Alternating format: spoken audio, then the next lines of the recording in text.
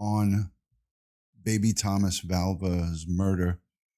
Just going to give you an update. I'll let a couple of people come on in before I start. But this is going to be a quick video. It's not going to be long. Just going to give you guys some updates from Monday. I'll just wait for a couple of people to come on in and make sure the stream is up and going good. So while I do that, Norma Thomas, first one in. Thank you so much for being here. Thank you, Norma. Okay, so I see we are live. Excellent. Okay, good. Thank you, Sophia Howard, channel member, Canadian Witches, second, third, Sophia, Canadian Witches. Joey Brooklyn is on vacation, so he may not join us tonight. Hi, Evie Bubbles. Welcome into the live stream. Guys, if you can, please share it out on the live stream. Share this out onto your social media. Thank you, Trevor. Subscribe to my channel by hitting the notification bell and hitting that subscribe button. So this way, anytime I go live, you will get the notifications. I am a retired New York City Police Detective. For those of you who are joining and don't know, I served 20 plus years in the New York City Police Department. Hello, Ghost Rider Reviews, Red Like Wine, Diane. 20 plus years in the New York City Police Department. And I am talking tonight about the Thomas Valva murder case. And I'm just going to give you some updates. Good news to report on the home front with Justyna. She was granted on this Monday, just yesterday, full custody of her two surviving children. So Thomas's brothers, Andrew and the two boys are back in the home. Andrew and Anthony are back in the home with their mom, where they belong, where they should have been. Hello, Picture It Positive, Dawny Color. Thank you so much. Yes, and hit the like button. I forgot about that. Thank you so much. So yeah, guys, I'm going to ask you to please share out the broadcast so this way it goes out over onto social media. I'm going to share it myself right now. Let me see if I could do that here. Tweet. I'll send it out on Twitter, and that's about it. Okay, so again, like I said, it's going to be a short one. I'm going to just give you guys, hello, Katrina. Good to see you. Thank you so much for being here. I'm just going to give you a quick update. Monday was family court. The judge that was presiding over the case now granted full custody to her, and the boys, I believe, are back in school. So they're back in school and they're with their mom where they belong and where they should have been from the get-go. And I'm going to talk after I show you a quick video about some of the colossal fails that I believe took place here in this case. And I think we all will be on the same page when I speak about the failures. And my theory on how all of this went bad is probably a theory that's shared by a lot of people. Hi, Winky. Thank you so much for being in here. Winky Whispers is in the building. Jack's mom, thank you. Hi, Norma. My Leah, thank you. Beanie Boomers, thank you. Very sad case. So I'm going to roll a quick clip for you guys here. And this is just going to be an update from the news. This is going to go over some of the allegations in the arraignment charge. Hi, Sophia. Yes, it's great news that the children are back with their mom safely and they're not being tortured anymore. So that's the good news. Tracy, thank you so much. I appreciate that. All right, so let me switch over. It's going to be a black screen for a second, so hold on a second. A disturbing look tonight into the life of 8-year-old Thomas Valva, who died on Long Island. His dad, a New York cop, along with the dad's girlfriend, now charged with murder after they left the boy overnight in a freezing garage. Long Island reporter Kristen Thorne with exclusive court documents that paint a very painful picture of the last few years of little Thomas's life. The documents obtained exclusively by Eyewitness News show the couple's divorce began in December 2015. It's commonplace in New York State custody hearings for judges to request that both parties undergo an evaluation by a forensic psychologist. The records show that on December 15, 2016, Michael Valva had his first interview with the court-appointed psychologist. They show Thomas's mother, Justyna Valva, refused to conduct any interviews with the psychologist unless she was able to videotape the proceedings. The psychologist refused due to the sensitive nature of the testing materials. Okay, I'm gonna stop it there for a second. That, again, was something that she was adamant about, and it was one of the deciding factors that the judges gave custody to Michael Valva. That was, in my eyes, a fatal mistake on her behalf, but she was, I'm not her. We are all not her, and I'm not finding any fault in what she did. But from what I hear and what I'm seeing now and what I'm learning is that, she didn't know that the system, when you become uncooperative, the system then works against you. So by her wanting to videotape that court ordered procedure, she did kind of make that was not a good thing to do. So let's let this continue. Not allow the evaluation to be video recorded. Unless she was able to videotape. Justyna Valva refused to conduct any interviews with the psychologist unless she was able to videotape the proceedings. The psychologist refused due to the sensitive nature of the testing materials. He did not allow the evaluation to be video recorded. At the time, children were enormously brainwashing. Children taught hatred towards me. The standstill was referenced in a hearing on September 6, 2017, the day Valva ended up losing full custody of her 3 sons. Nassau County Judge Hope Schwartz Zimmerman told Valva, who has insisted on representing herself, it was imperative she undergo the evaluation, saying it's more important if I'm going to make the decisions about these children. Valva doesn't budge, and temporary custody was awarded to her estranged husband. For the next year, Valva was seeing her children on a visitation schedule until a neglect case was brought against her in January 2018 in Suffolk County. 2 months later, even before the neglect case went to trial, a judge in Suffolk County signed an order allowing her unsupervised visitation with her children, but to refrain from corporal punishment. A higher court judge in Nassau County put the decision about visitation on hold.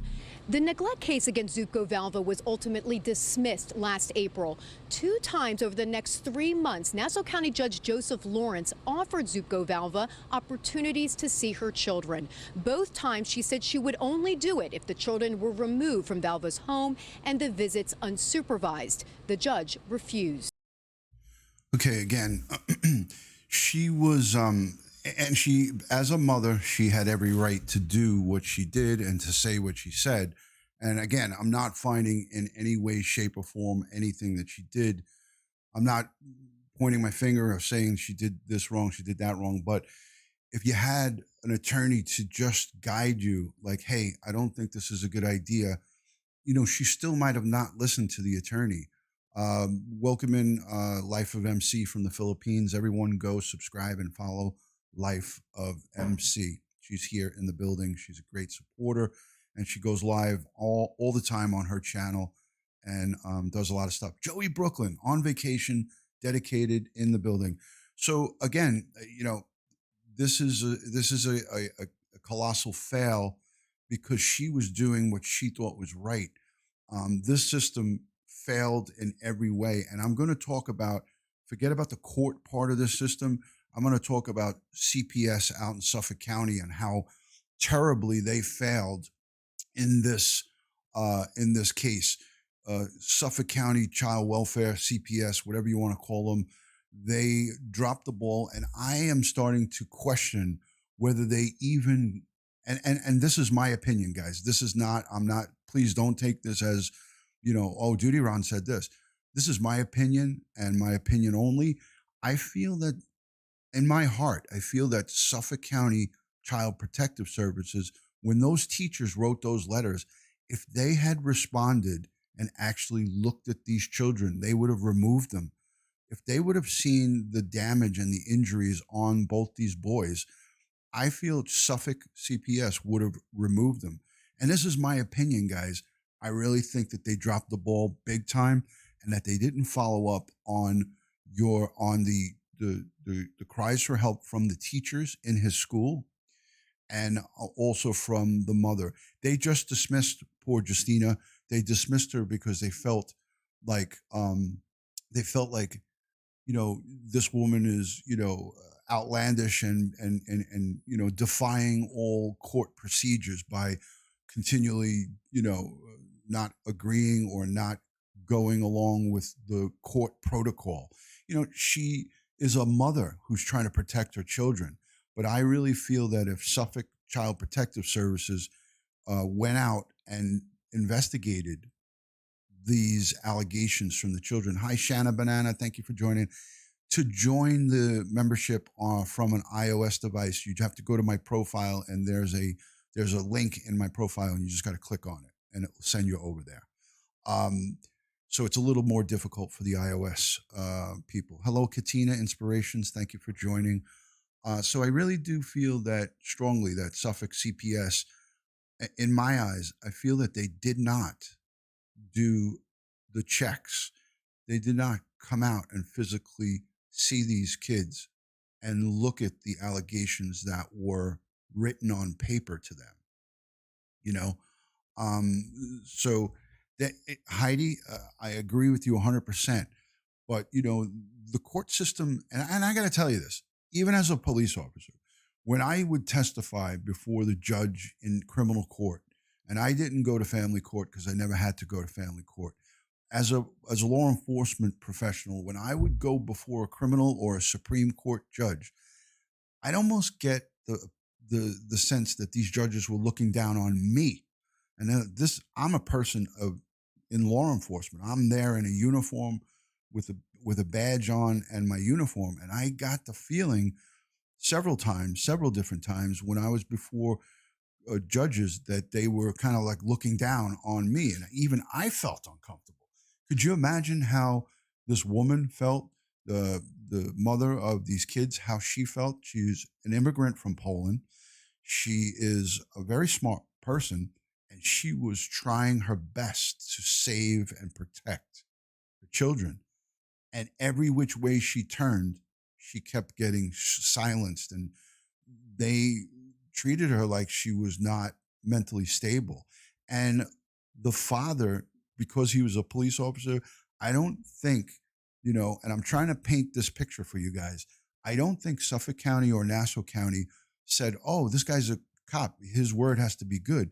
He was a good liar, and he was a good actor. He was able to create, because of the way she was acting, he was able to create this picture of a person who is unstable and a person who hurt their kids, where in fact he was committing the corporal punishment and hurting his own kids. He was doing the hurt and the corporal punishment, but he was blaming her for it. So he twisted it on her. New York Devil, we are all glad that she got the kids. So I really feel strongly that, thank you, Josh. There's the link. It might take you out of the room for a minute, but then you could come right back. So that's the link for the members only, for iOS subscribers. iOS Apple people can go and click on that link. So again, I feel like he was a good manipulator, master manipulator, Michael Valva, this monstrous demon, and he was able to work his magic in the courts. And that was for a lack of a better term. He was able to go into the courts and paint this picture of Justyna as being unstable, outlandish, not mentally stable, and he was inflicting the damage and the and punishment on these kids, but he was twisting it onto her. So that's what he did, and I feel that he was successful in tricking the court, and the levels of corruption. that's a whole nother place to visit. Shanna Banana, thank you for becoming a channel member. I appreciate that. Thank you so much. Thank you, Josh, for putting that link in. So I'm going to let the rest of this play because this is an interesting article. So I'm going to let the rest of this play. Judge Lawrence unlawfully deprived me from seeing my kids. Valva was seeing her children on a visitation schedule until a neglect case was brought against her in January 2018 in Suffolk County. 2 months later, even before the neglect case went to trial, a judge in Suffolk County signed an order allowing her unsupervised visitation with her children, but to refrain from corporal punishment. A higher court judge in Nassau County. So there it is. She was accused of corporal punishment of her kids and child neglect. Now, that was her husband, her ex-husband, Michael Valva. He made the court believe that she was behind this. So he made the court believe that she was behind the bruising and the injuries on the children. And they believed him over her because she was so adamant about going against the grain with the court. And I don't blame her. I don't blame her one bit. And this is not me saying that she shouldn't have done this, she shouldn't have done that, because none of us know what would have been right. Because no matter what she did, she might not have ever, had a different outcome. So at the end of the day, folks, he made the system work for him in getting, and it baffles me. It baffles me as to why he wanted to have these kids. If it was that he wanted to dangle the carrot over her head and say, ha, ha, ha, you can't have them, I'm going to have them.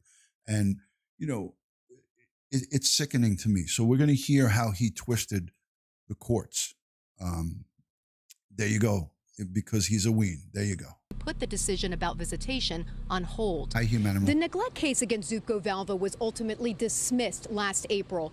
2 times over the next 3 months, Nassau County Judge Joseph Lawrence offered Zupko Valva opportunities to see her children. Both times she said she would only do it if the children were removed from Valva's home and the visits unsupervised. The judge refused. Judge Lawrence unlawfully deprived me from seeing my kids unsupervised. The offer was made again in September, only 4 months before Thomas's death. Transcripts obtained by Eyewitness News show Judge Lawrence told Zupko Valva he would let her see her children with supervision, telling her, "I'm not going to turn the children over to you the first time you have seen them in well over a year and a half without some form of supervision." He asked her 4 times if she wants to see her children. She doesn't directly answer the question. A big cleanup underway after a massive water main break on Manhattan's Lower East Side. The break yesterday. All right, so that was the latest story. But I'm happy to report that Justyna has custody of both the kids, and that's where the kids belong. Hello, Open Minds. Good to see you, Sophia Howard, Wiki Whispers, Joey Brooklyn, Katina Inspiration, Snow Remover. Thank you so much, channel members. New York Dominican, good to see you. I want you guys to see one other thing here. Give me 2 seconds. I want to pull up, let me get this off of here. Hold on. I got to find something. Give me a second. Guys, talk amongst yourselves for a second. There's an article I want you to see with a speech pathologist. Did anybody see, I think it's Mary Murphy did a piece on the speech pathologist that was working with the family since Thomas was 2 years old. Did anybody see that clip? It was part of her. It was part of her expose report that she does, like behind the scenes, kind of. I think it was on a Facebook Live.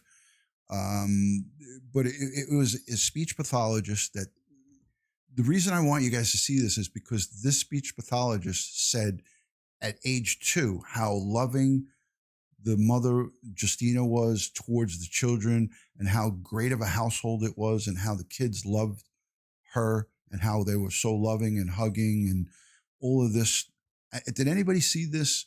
I watched it. It's a long, I think 17 or 19-minute video.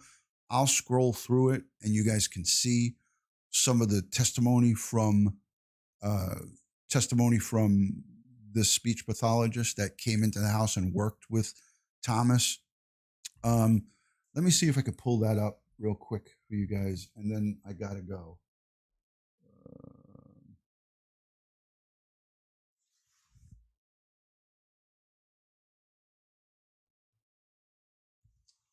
I know I saved it.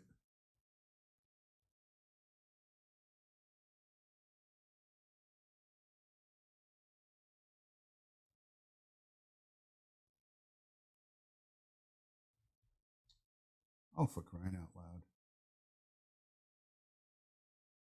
I was just looking at it. Oh, here it is. Here it is.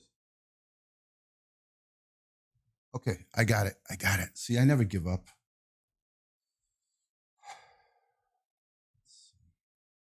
Where is this?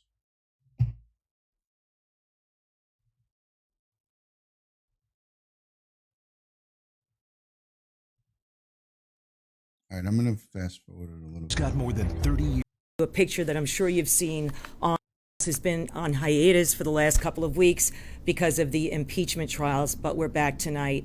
And I have been busy over those 2 weeks telling a very sad story, and I want to show you a picture that I'm sure you've seen online and in the newspapers. This little boy's name was Thomas Valva. He was 8 years old when he froze to death in his father's house on Long Island. His body temperature was 76 degrees. And then a week after EMTs responded to the house in Center Moriches, the father, a New York City police officer, Michael Valva, was arrested, and so was his fiancée, and they were charged with murder. I want to welcome my guest here tonight. We're going to talk about a very difficult subject. Yes. Kim Taylor is a speech pathologist, and if you've been following Thomas's story, you know that he was diagnosed with autism, and you came into his life very early. First, though, I want to show a scene from Thursday, Thomas's funeral, which was held at St. Elizabeth of Hungary Church out in Nassau County, Nassau, Suffolk border, actually. And there's his mother, Justyna, and his two surviving brothers, and such a sad ceremony. And it brought out many strangers who never even met the family because they were so moved and horrified by what had happened to Thomas. And I know that you had come into his life when he was young.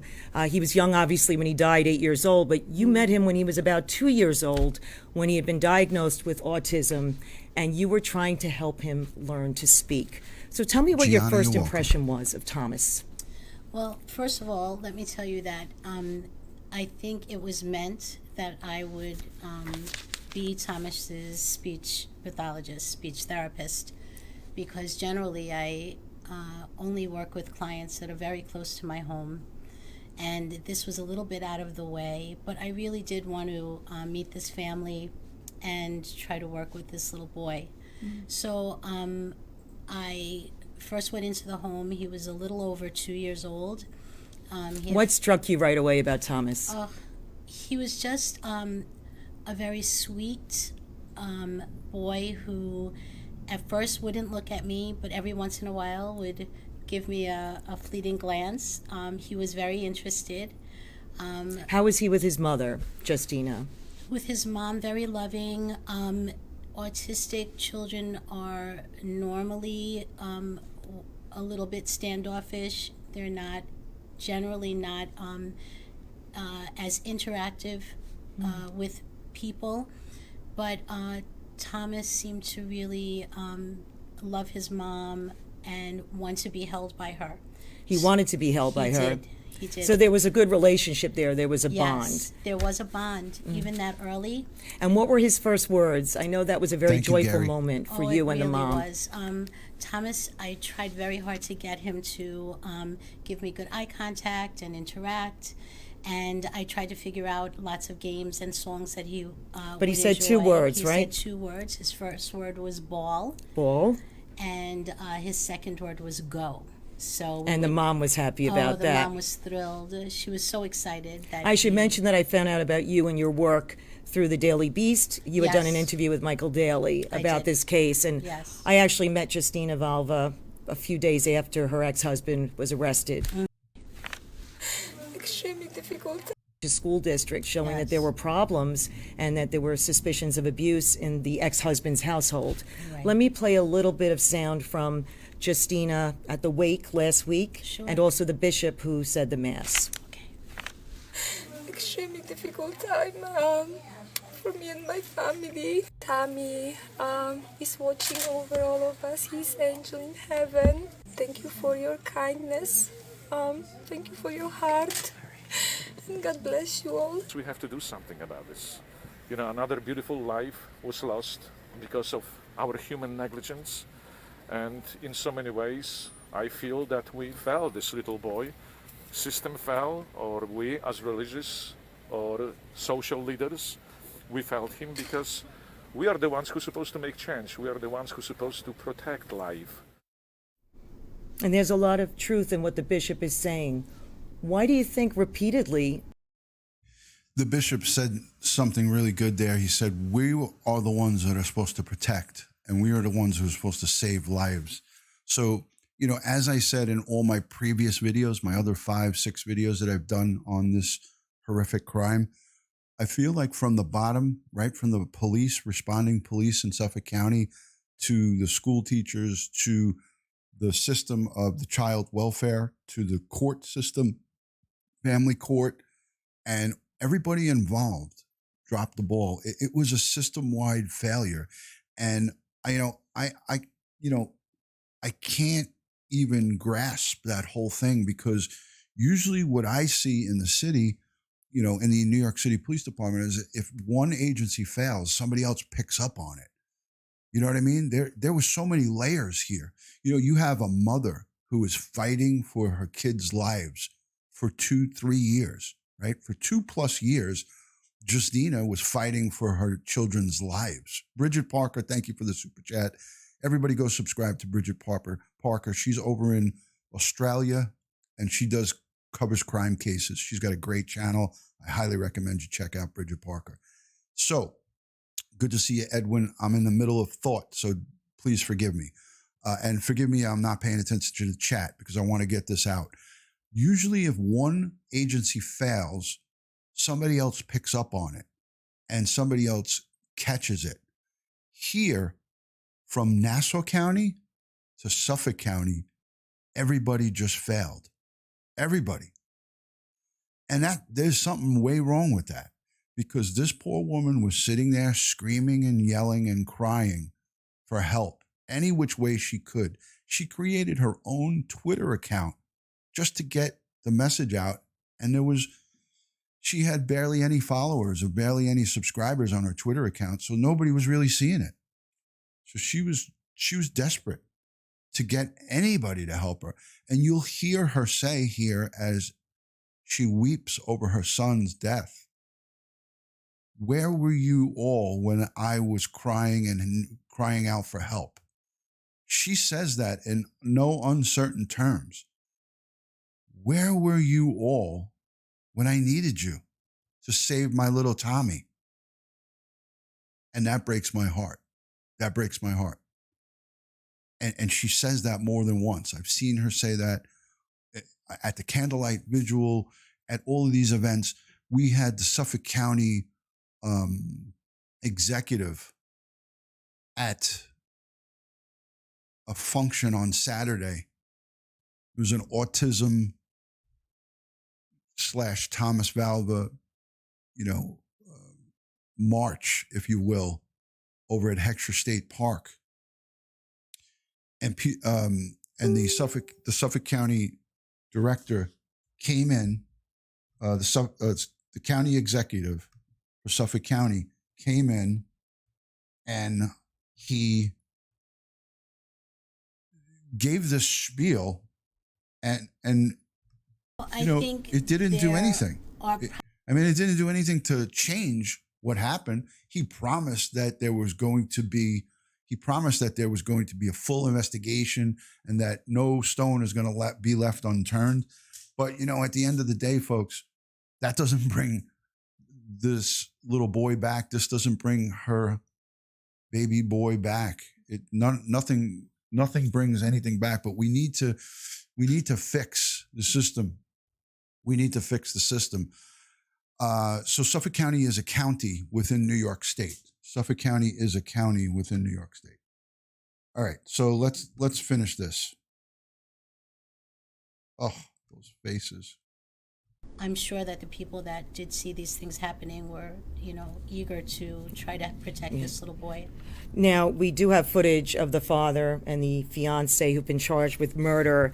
And what people are writing in about, and I think that's why this case has generated so much interest, is because the suspect is an NYPD transit officer. Terry Hargrove Taylor is writing, unfortunately, in this country, some police are elevated to a godlike status and often aren't held to account. The thin blue line, the blue wall is impenetrable. Ask any wife of a cop who has survived domestic abuse. And that is a legitimate point to bring up, because police officers are perceived as powerful and they have contacts within the court system. And, nothing is proven yet, but there were a lot of signs there that something was very wrong.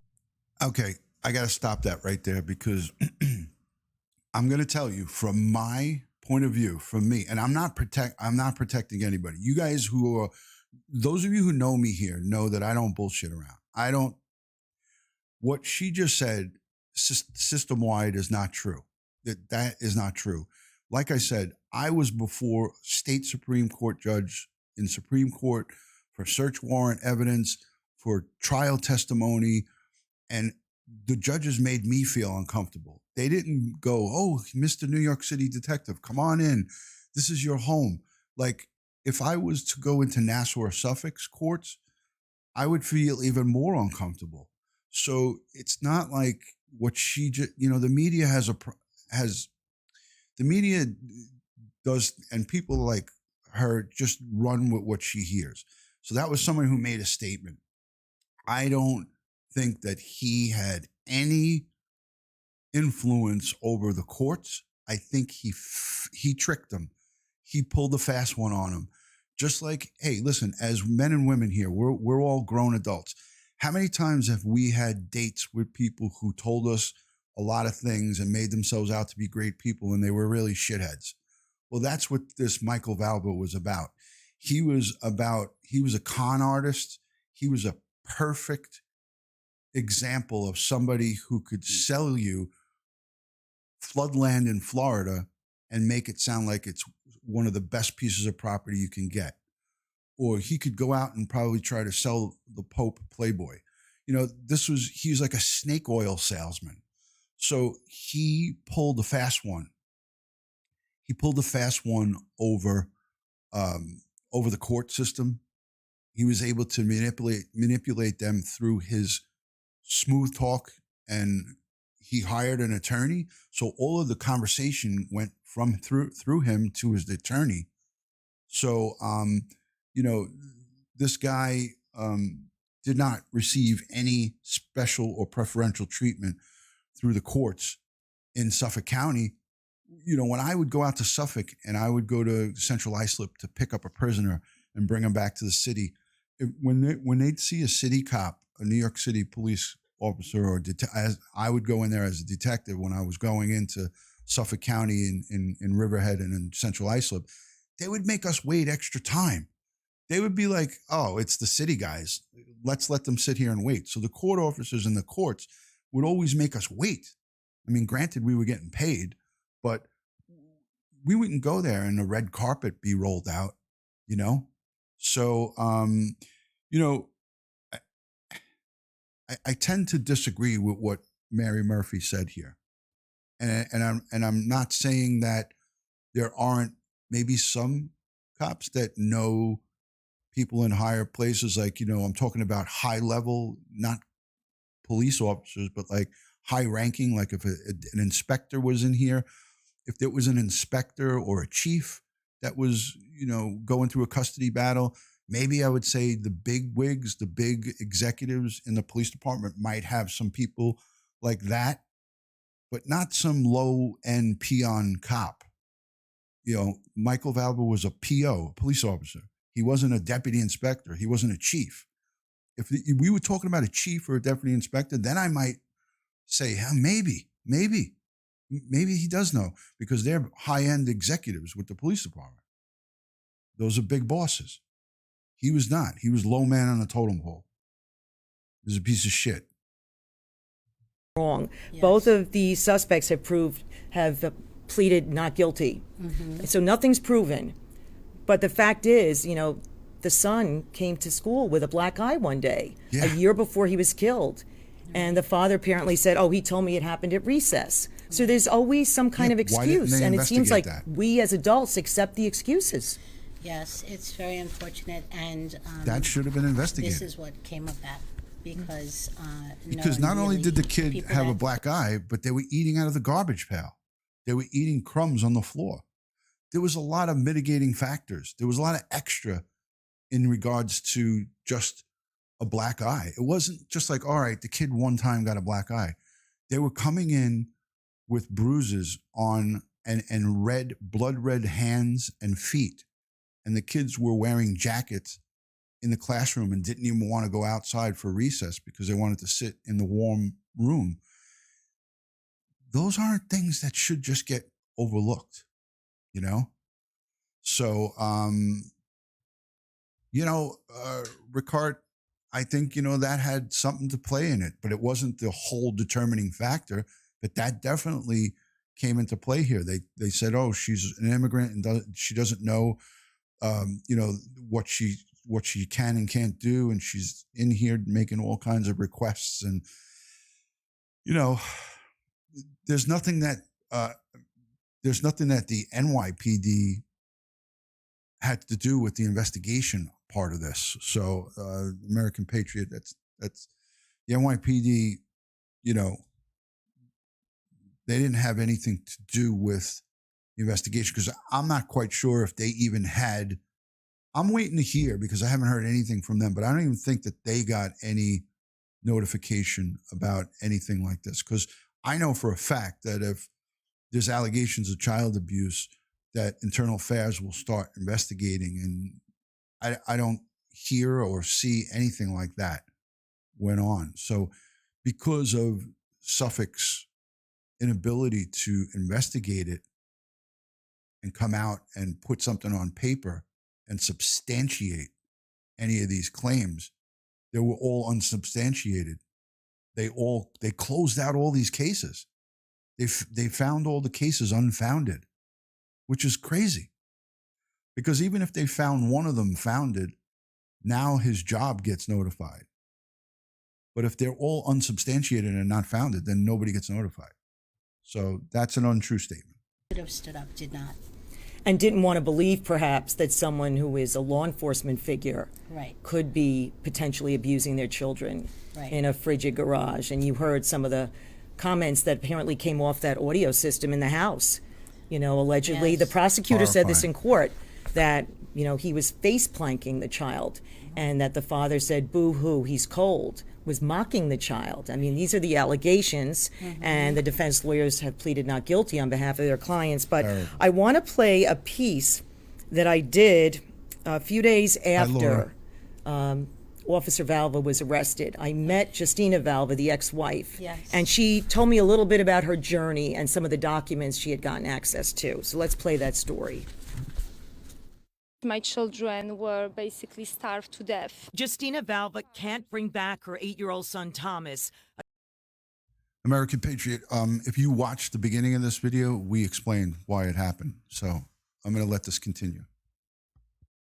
A special needs student with mild autism, but she can demand accountability from the child welfare workers and judges who gave custody of her 3 sons to ex-husband Michael Valva and his girlfriend Angela Polina. Well, what do you have to say for yourself? Valva said her 10-year-old son was also forced into Michael Valva's freezing garage. He had frostbite on his hands, on his legs. The East Moriches School District had expressed concern about the 2 oldest boys in this letter sent in April 2018. They were looking for food on the classroom floor, in the garbage. They were coming to school wearing diapers. Angela Polina, a one-time hospital biller. I don't know about you guys, but if my children were sent to school and they were eating off the floor or looking in the garbage for food, I'd have CPS crawling up my butt so fast. And anybody should, for that matter. Where were they? Why didn't they follow up on this? Why were these cases closed? These are the questions that I have, and all of us have the same question.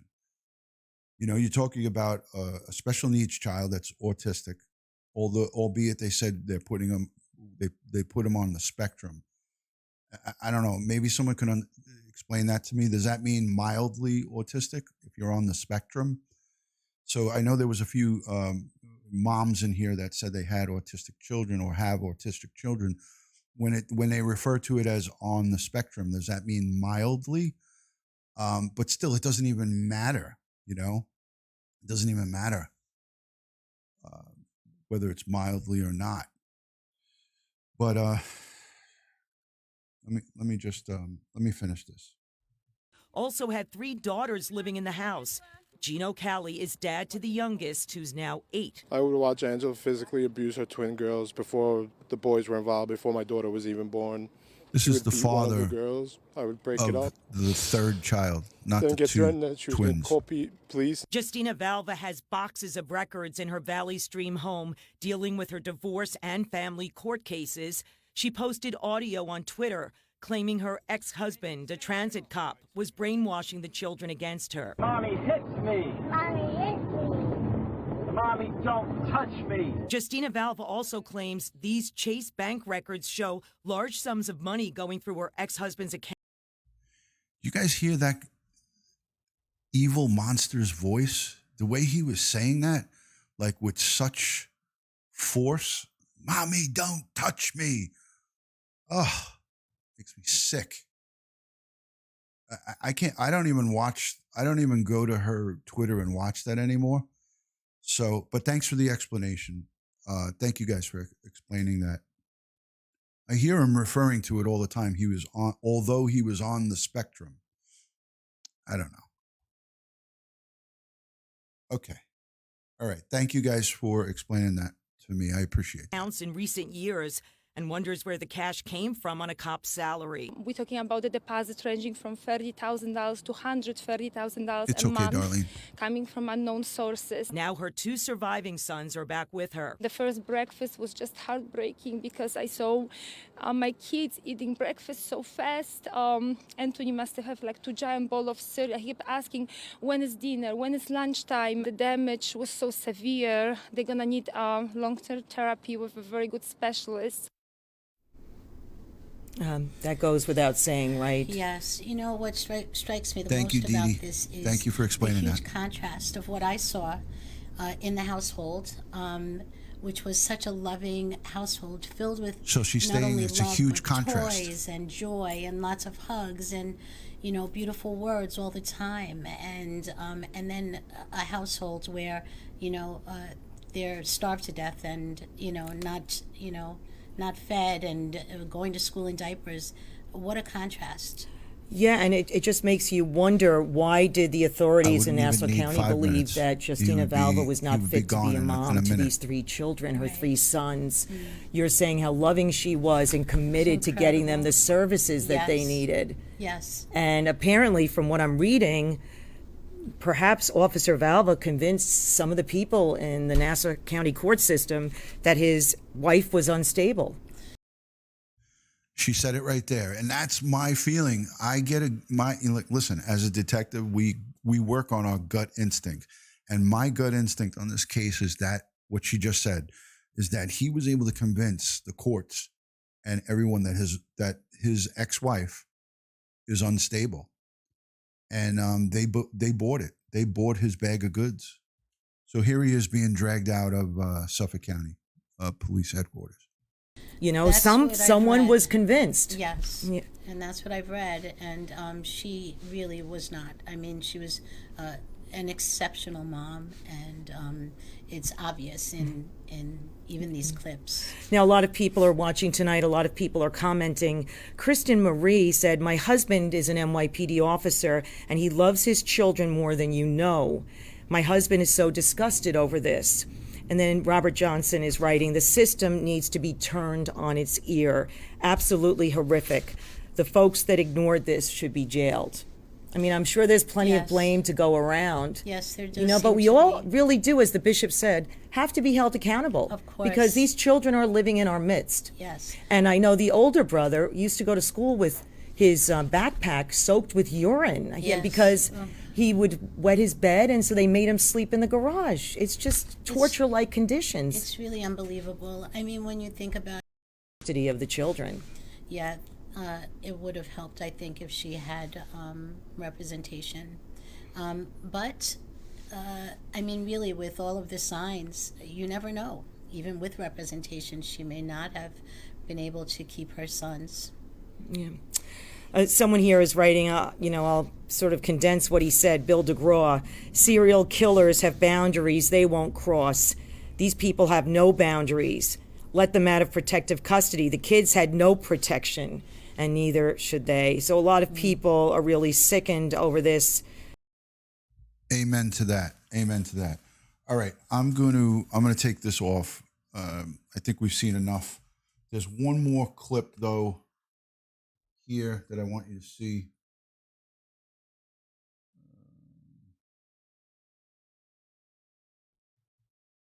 This is the last one, and then we'll wrap it up. I want you guys to hear what the prosecutors said in court. This is kind of tough to hear, but I think we need to hear this as well. 8-year-old son. This is new. And his fiancée pleaded not guilty to murdering his 8-year-old son. This is new. Troubling details emerge about life in what prosecutors are calling a house of horrors. CBS 2's Jennifer McLogan has more from the courthouse in Riverhead. This is going to be tough to hear. Holding her son's prayer card, Thomas Valva's heartbroken mother wept. Moments earlier, gasps from the overflowing courtroom as murder indictments were unsealed, officially charging the child's NYPD father and fiancée Angela Polina with the abuse and death of the 8-year-old. Literally begging for food at school, eating crumbs off of the table, eating out of the garbage cans, going under bleachers. Thomas and brother Anthony came to school soaked in urine, starving, bruised, it is alleged. Prosecutors calling the Center Merch's home a house of horrors, where the boys slept on a concrete slab in a freezing garage called the kids' room. Slapped and punched and carried by the wrist with their feet not touching the floor. Thomas was thrown and dragged down a flight of stairs. Valva's extensive audio and video surveillance system recorded it all and turned out to be the undoing of the couple, it is alleged, as they coached the boys to tell social workers home life was safe. I kept thinking about all the institutions who failed to help him, who completely did absolutely nothing. Now everybody's trying to do the right thing, but where were you when I begged you for help? On the That's exactly what I said before when I saw this clip. She said, "Where were you all when I begged you for help?" This poor woman, my heart breaks for her. I mean, there's not enough that we all could do for this woman. Her son was murdered at the hands of his father and his fiancée. Someone put in the chat that his fiancée should get the same charges, and she is. She's indicted on the 5-count indictment, murder second degree, endangering the welfare of the child ×4. These two, when convicted, and I'm not saying if convicted, these two, when convicted, will spend the rest of their natural life, the rest of their years behind bars. And they deserve it, because in the text messages that she was sending to Michael Valva while he was at work and this poor boy was dying, she was joking with him on text message that he was falling down. Thank you, Sophia, for the super chat. Hashtag Justyna. So Angela Polino was making fun, poking fun at this kid who was inside the house without the father there. She could have saved him.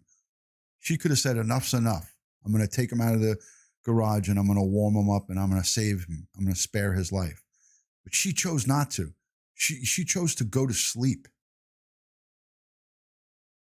And then inside her house, when they were removing his lifeless body, she said to the paramedics, she was fixing her hair and she had to leave the house. She was more concerned about going out and doing her chores than the death of poor Thomas.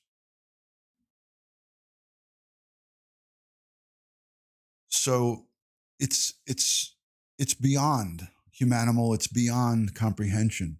And I have to say that, you know, I've seen my fair share of children's, you know, child crimes. I've seen a 7-year-old stuffed in a garbage compactor, thrown 7 stories down a garbage compactor, and getting a little boy getting compacted by garbage in the housing projects. I've seen that, and that's a horrible sight to see. I've been on many, many child abuse and child neglect cases. But I know this, folks. In prison right now, in the jail, in Suffolk County Jail, where Michael Valva and Angela Polino, where they are, they're not having a good time right now. All of the inmates in that facility know about them, and they want to kill them.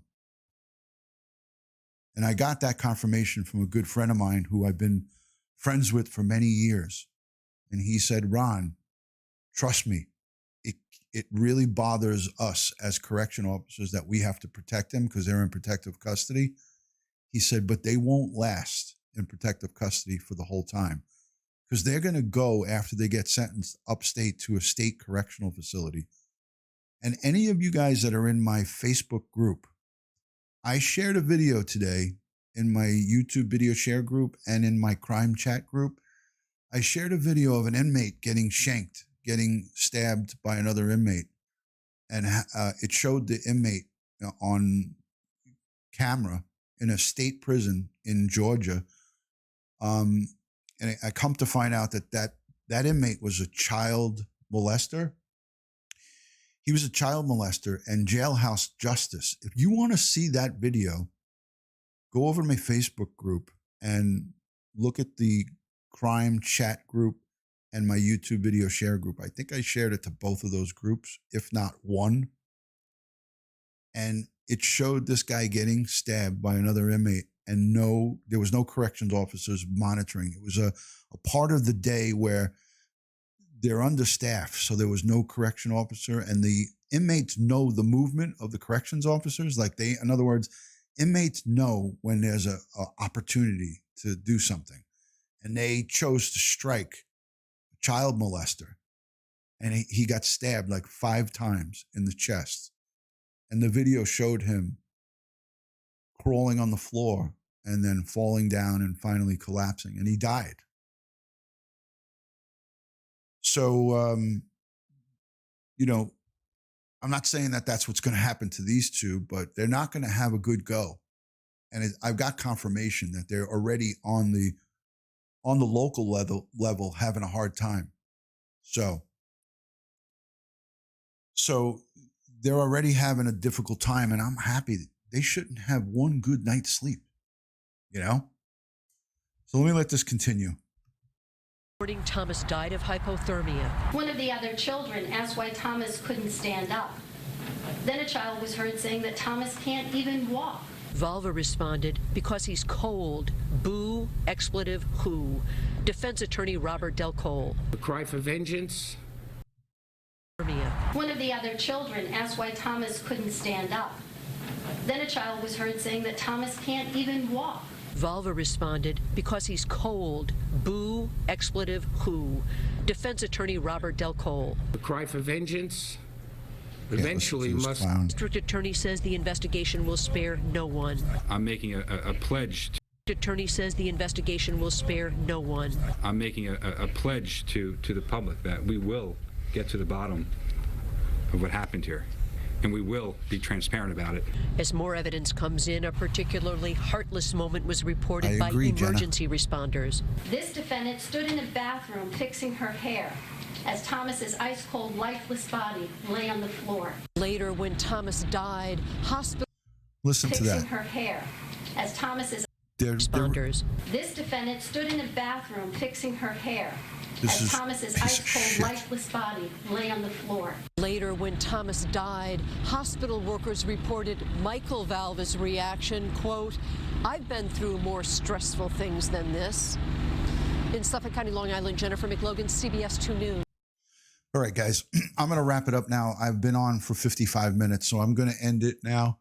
Let me get off of this scene. All right. So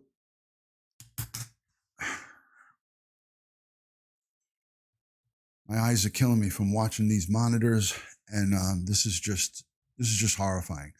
So listen, what I pledge to all of you, anybody who is listening, what we should focus on here is not fighting amongst each other on what our theories are and what should and shouldn't be done and what should have been done and what could have been done.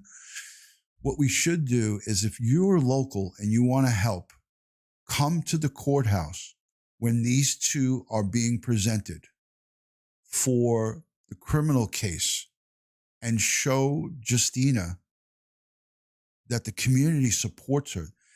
We have a right to go to the courthouse and watch this proceeding. And when you go to the courthouse, don't act disorderly and yell and scream. Just sit there so she could see a packed courtroom supporting her Tommy, as she refers to Thomas, Tommy. Her little baby Tommy has the support. I plan to go to opening statements at the trial to hear what goes on. But if you live locally and you're in the Suffolk County or Nassau County area and you're retired, or you have the time on your hands where you could go and show support. It means a lot. That's what you could do to help. And I can tell you this, I'm going to go to the opening statements where the prosecution lays out their case and the defense lays out their response. And I will go live outside of the courthouse on YouTube, on the mobile, and I'll give you guys a live report afterwards, because obviously I can't record in the courtroom. I wouldn't do that. It's against the law. So, let's support the victims, Justyna, the surviving kids. And let's not argue in Facebook groups and be mean to each other. Let's not be mean to each other. Let's not get involved in negative comments back and forth on social media, because that doesn't help anything. That just creates havoc and gets nothing done. Conquer and divide never works. It never helps in a situation like this. Let's support Justyna any way that we can. Show up. I went to that candlelight visual that they had, and I just did it because I felt like I wanted to do it in my heart. The sound is good. That has to be on your end. So if you can do it, go out there and show support. If you can't, just make kind comments and kind words. Don't engage people in arguments on the internet. Exactly, Bridget. Don't misplace your anger. That's well said. Well said right there. All right, so that's my message for this evening. I'm happy that Justyna got her children full custody of her children. They're back in school. They're getting back on with their lives. And I think everyone should give them their space. I heard that a lot of people are going to her house and stuff like that. Give her her space and just be good human beings. Stand against child abuse. Stand against child abuse. All right, guys, much love and respect from my house to yours. If anything new comes up, I will update you. Again, follow me on Twitter, Instagram, and Facebook, all one word right here, DutyRon. Go subscribe to my YouTube video share group. Thank you to my Patreon supporters, my mods, my channel members, anyone who's given super chat. Also, thank you for the kind comments left down below. I answer all the comments. Darlene, love and respect to you. Thank you. Thank you to Winky Whispers and Joey Brooklyn and all the mods. Joey's on vacation and he's here in the chat. So how about that? Black Rose, you are an intricate part of the DutyRon family, and so is everybody that's here. Julie, thank you so much. Much love and respect right back to you. There's those members only chat emojis. I love it. American Patriot, thank you for being here. God bless Justyna and the boys, says American Patriot. And thank you to all of you. Lonnie Gore, Bridget Parker, Lake Lizard, Dee Dee, thank you so much. What a Big Eyes is in the house. Thank you so much for being in here. And all of you guys, I really appreciate it. Stephanie, thank you so much. Laura Bruno, Dawny, the list goes on and on. Lisa1111, bless you. And guys, again, hug your children, hug your grandchildren. If you see something, say something. Diane Butler, thank you so much for being in here. Guys, if you see something, say something. Don't be quiet. Report it to your local authorities. Report, report, report, report. Okay, guys. Have a good evening. Talk to you soon. Thank you. Good night.